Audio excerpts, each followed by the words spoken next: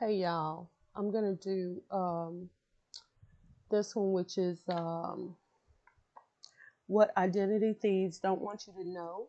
Because right now, it seems to be a lot of identity theft happening. You know, there's a scam alert on what do you call them? Gift cards. There's a scam alert on right now on gift cards and people getting phone calls from supposed to be government agencies, but it's not. And so I thought it might be good to revisit this information on identity theft. Okay, so let's do it. This is 13 things they won't tell you, and it's on page 248 and 249 to 250. Okay, and the sources are former identity thieves in Kentucky, Florida, Indiana, Virginia, and New York. Okay, what identity thieves don't want you to know. It's easier than you think to steal an identity, at least according to these real thieves who coughed up their secrets. Here's how it happens, but not to you. Okay, watch your back. In line at the grocery store, I'll hold my phone like I'm looking at the screen and snap your card as you're using it. Next thing you know, I'm ordering things online on your dime. This is impossible to do because most of the time you're going to need that CID number on the back of that credit card, or debit card. So this is really impossible to do. Um, Most purchases, including Amazon and everything, they require that security code on the back. Um, Also, you'll get an alert if it's someplace that you shop at because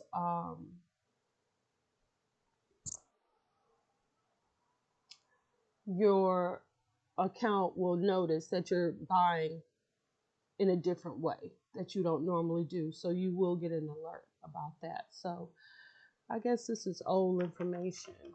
Let me see what this say.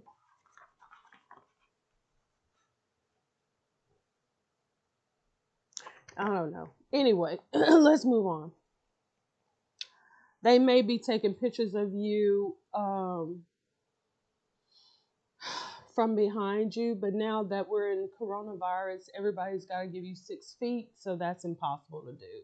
People just don't crowd people anymore like they used to do, which of course I love. Okay, so next, the red flag tells the mail carrier and me that you have outgoing mail. Okay. Again, I think this is in a rural place. Let's move on. Number 3, check your bank and credit card balances at least once a week. I can do a lot of damage in the 30 days between statements. Okay, so again, this is with stolen credit cards. This is only people close to you can do these things. You know what I'm saying? Family members, um, your spouse, your kids, that type of thing. Dr. Dre is having a problem because his wife, I think, took hundreds of thousands of dollars out of their joint account before filing for divorce. So these are people that are close to you, okay? Number 4, if you see something that looks like it doesn't belong on the ATM or sticks out from the card slot, walk away. That's the skimmer I've attached to capture your card information and PIN. If you use the same ATM every time, you're a lot more likely to notice if something changes on the machine. Mhm.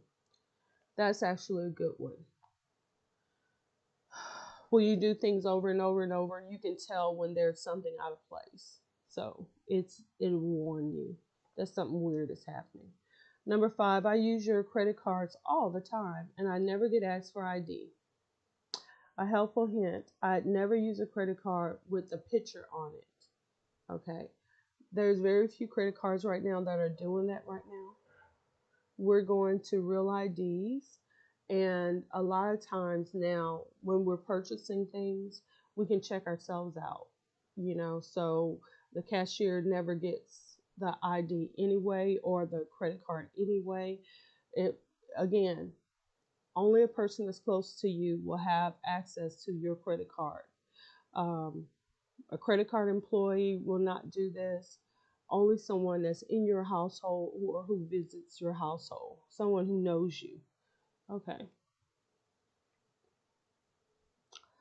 Sometimes I pose as a salesman and go into a small office. Okay, that's um, most offices now are secure or they are closed due to COVID, so no foot traffic anyway. But it says, as I make my pitch, I ask the secretary to make me a copy of something. Since most women leave their purses on the floor by their chairs, as soon as she leaves the room, I can grab her wallet. This is so.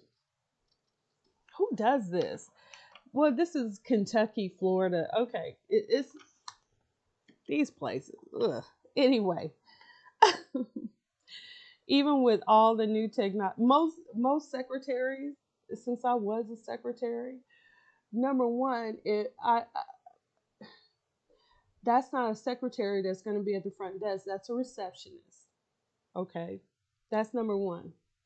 And most receptionists, because they know that they're at the front door where there's foot traffic and people coming and going, they are going to lock their purses up in the closet, or if it's in a desk drawer, one of the bottom desk drawers, they put it in there. They don't, nobody puts their purse on the floor, honey. Nobody. It's kind of, anyway, you know what I'm saying. Put it down in the comments. You know what I'm saying. Why you don't leave your purse on the floor. Never, never, never leave your purse on the floor. Why? Okay. Um, Number three, a salesperson needing to make a copy of something. First of all, I don't work for you. I'm not making a copy of anything for no visitor to the office like that. You ain't got no meeting here. You ain't got no business being here. I'm sure not making no copies for you. Okay?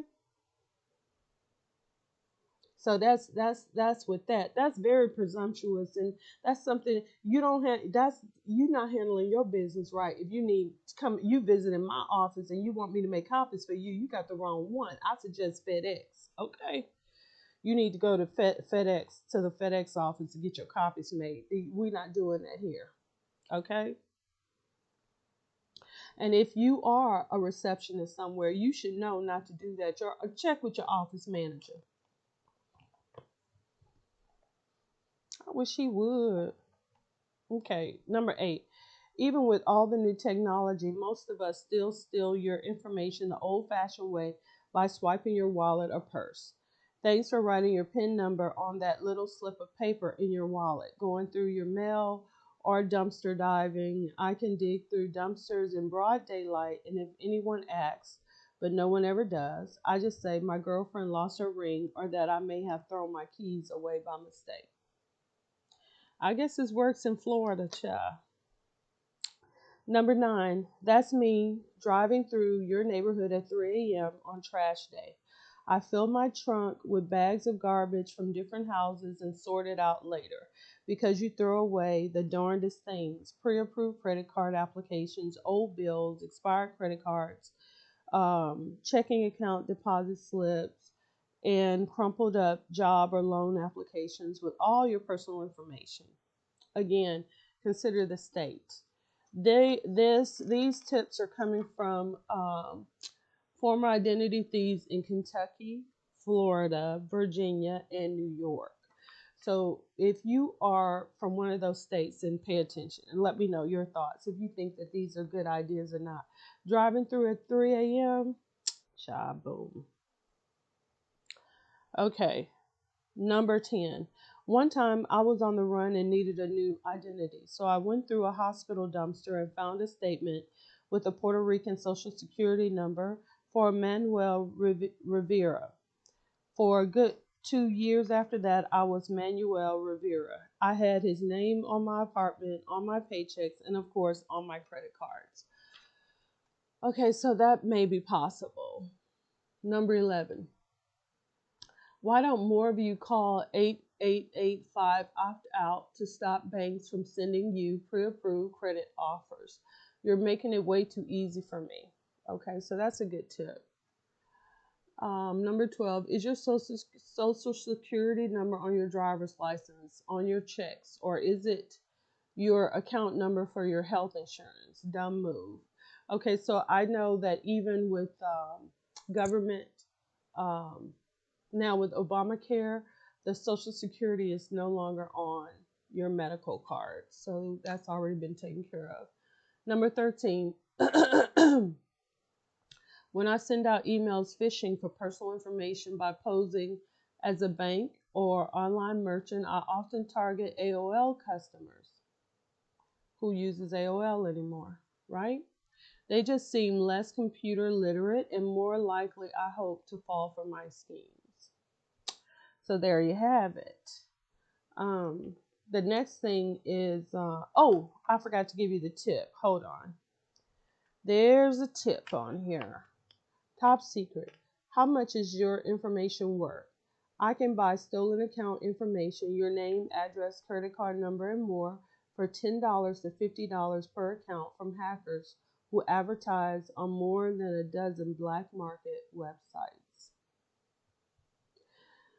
That's something for the FBI to look into, honey, which I imagine that they are. So that was that. I'll talk to y'all later. Bye.